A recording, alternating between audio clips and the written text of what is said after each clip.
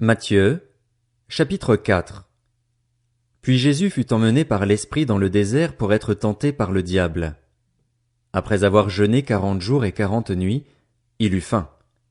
Le tentateur s'approcha et lui dit, « Si tu es le Fils de Dieu, ordonne que ces pierres deviennent des pains. » Jésus répondit, « Il est écrit, L'homme ne vivra pas de pain seulement, mais de toute parole qui sort de la bouche de Dieu. » Le diable le transporta alors dans la ville sainte, le plaça au sommet du temple et lui dit, « Si tu es le Fils de Dieu, jette-toi en bas.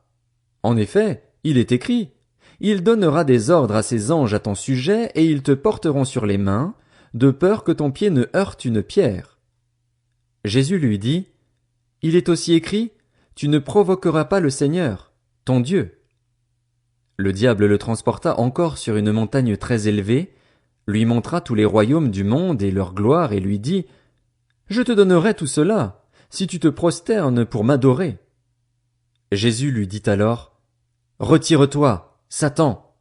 En effet, il est écrit, c'est le Seigneur, ton Dieu, que tu adoreras et c'est lui seul que tu serviras. » Alors le diable le laissa. Et voici que des anges s'approchèrent de Jésus et le servirent. Lorsqu'il apprit que Jean avait été arrêté, Jésus se retira en Galilée. Il quitta Nazareth et vint habiter à Capernaüm, ville située près du lac, dans le territoire de Zabulon et de Nephtali, afin que s'accomplisse ce qu'avait annoncé le prophète Ésaïe. Territoire de Zabulon et de Nephtali, route de la mer, région située de l'autre côté du Jourdain, Galilée à la population étrangère.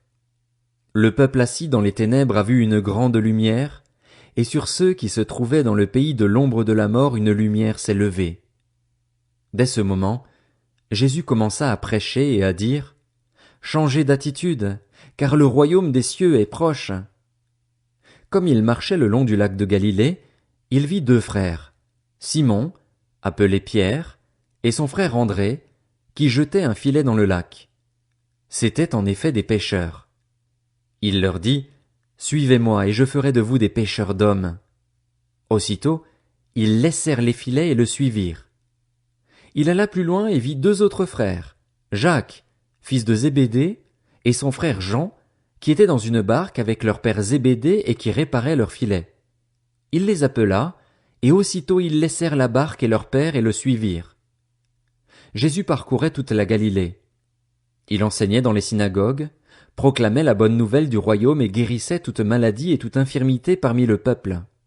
Sa réputation gagna toute la Syrie et on lui amenait tous ceux qui souffraient de maladies et de douleurs de divers genres, des démoniaques, des épileptiques, des paralysés. Et il les guérissait. De grandes foules le suivirent, venues de la Galilée, de la Décapole, de Jérusalem, de la Judée et de l'autre côté du Jourdain.